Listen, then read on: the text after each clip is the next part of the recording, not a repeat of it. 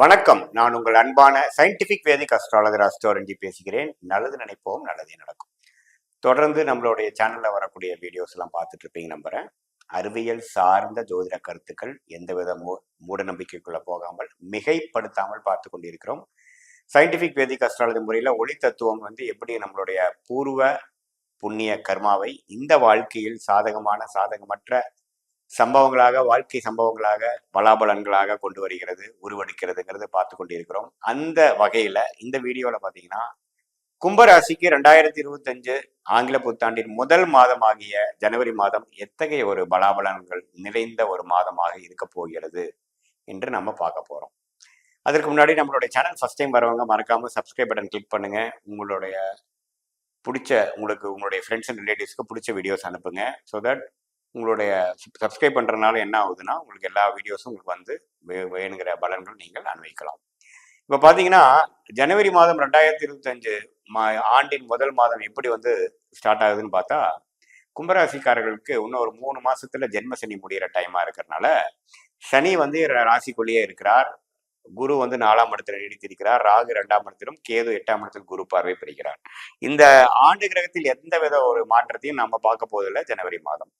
சரி, அப்படி இருக்கக்கூடிய நேரத்துல இப்போ மாத கடகமாகிய செவ்வாய், சுக்கிரன், புதன், சூரியன் எப்படி இருக்கிறான்னு பாக்குறப்போ, செவ்வாய் 6ஆம் இடத்துல நீடித்து மாதம் முழுக்கவும் இருக்கிறார். கடைசி ஒரு வாரம் தான் வக்ர ரீதியாக போய் 5ஆம் இடத்துக்கு வரார். ஸோ ரெண்டுமே அவ்வளவு நல்ல பலன் இல்லை. ஸோ செவ்வாய்ங்கிற ஒரு பாவ கிரகம் நீச்சம் பெற்று 6ஆம் இடத்துல இருக்கிறது பாத்தீங்கன்னா தொழில் அமைப்புகளுக்கு கொஞ்சம் கடுமையா இருக்குது. கொஞ்சம் இன்னுமே சில தொழில்கள் முன்னேறக்கூடிய டைம் கொஞ்சம் இழுத்தடிச்சு கொண்டு இருக்கிறது. கொஞ்சம் கைக்கு வந்தது வாய்க்கு வரவில்லைங்கிற மாதிரி சில விஷயங்களும், கடன், நோய், வம்பு வழக்குகள், கொஞ்சம் இல்லீகல் இஷ்யூஸ் எல்லாம் கொஞ்சம் சில இஷ்யூஸ் எல்லாம் சால்வ் ஆனாலும் சில விஷயங்கள் வெயிட் பண்ண வேண்டிய விஷயங்களா இருக்கும். குடுக்கல் வாங்கல் விஷயத்துல அதெல்லாமே கொஞ்சம் ஸ்லோவா போகக்கூடிய அமைப்புகள், உடனே நம்ம பலன் பெறக்கூடிய முடியாத விஷயங்கள்லாம் கொஞ்சம் தெரியுது. ஏன்னா செவ்வாய் 6ஆம் இடத்துல நீச்சம் இருக்கிறது உடல்நல கோளாறையும் கொடுக்குது, பினான்சியல் விஷயத்திலையும் கொஞ்சம் கவனமா இருக்கக்கூடிய விஷயத்தை கொடுக்குது.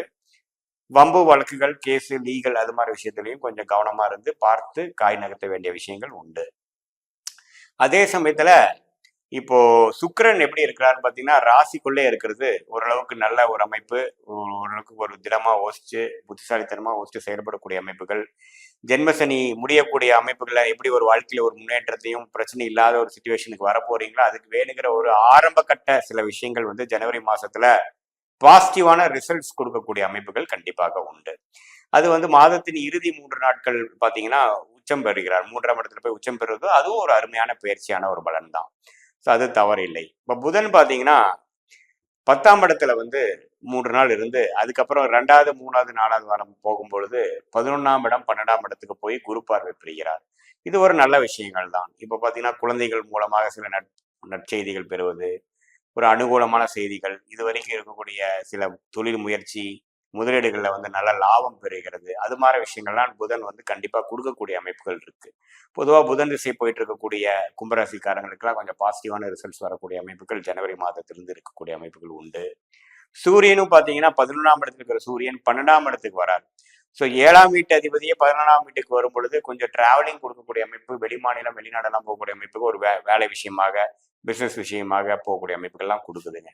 ஸோ ஒரு மாதிரி நல்ல மாற்றங்கள் நிறைந்த ஒரு பக்கம் லாபங்களும், ஒரு பக்கம் விரயங்களும், ஒரு பக்கம் அலைச்சல்களும் கொடுக்கக்கூடிய அமைப்புகளாகவும், அதே சமயத்துல குருவின் பார்வை 12ஆம் இடத்துக்கே நீடித்து இருக்கிறனாலையும் தொழிற்சாலை இருக்கிறதுனால ஒரு தொழில் இதுவரை ஜென்மசனியினால் அஃபெக்ட் ஆன ஒரு பாதிப்புள்ளான கும்பராசிக்காரங்களுக்கு கொஞ்சம் நிதி வருகிறது, ஒரு ஃபண்டிங் வர்றது, ஒரு ஒரு ஒரு சுபக்கடன் பெற்று அது மூலமா சில பிரச்சனைகள் சால்வ் பண்ணிக்கிறது, கொஞ்சம் பிரச்சனைகளாத சூழ்நிலைக்கு போறது, அதிக வட்டி இருக்கக்கூடிய கடனை குறைச்சி கொஞ்சம் கம்மியான வட்டி இருக்கக்கூடிய அமைப்புகளுக்கு போகிறது, அது மாதிரி விஷயங்கள்லாம் ஒரு நல்ல பலன்கள் காத்திருக்கக்கூடிய ஒரு அருமையான மாதமாக தான் ஜனவரி மாதம் தெரிகிறதே ஒழிய 2025 மார்ச் ஏப்ரலுக்கு அப்புறம் ஜென்மசனியிலிருந்து வெளியில வரக்கூடிய ஒரு அற்புதமான ஒரு நேரத்துல இந்த ஜனவரி மாதம் சில விஷயங்கள் 10ல் ஒரு 3 விஷயங்கள் நடத்தி காட்டக்கூடிய அமைப்புகளாக கண்டிப்பாக உண்டு. ஸோ செவ்வாய், சூரியன், சுக்கிரன், புதன் எல்லாமே ஓரளவுக்கு சாதகமான விஷயம். இந்த செவ்வாய் மட்டும் பார்த்தீங்கன்னா இந்த உடல் உபாதை, கடன் நோய், வம்பு வழக்குகளை கொடுக்கக்கூடிய அமைப்புகள் கொஞ்சம் விவேகமாகவும் எடுத்தமா கவுத்தனமா போகாமல் கொஞ்சம் யோசித்து செயல்படக்கூடிய அமைப்புகள்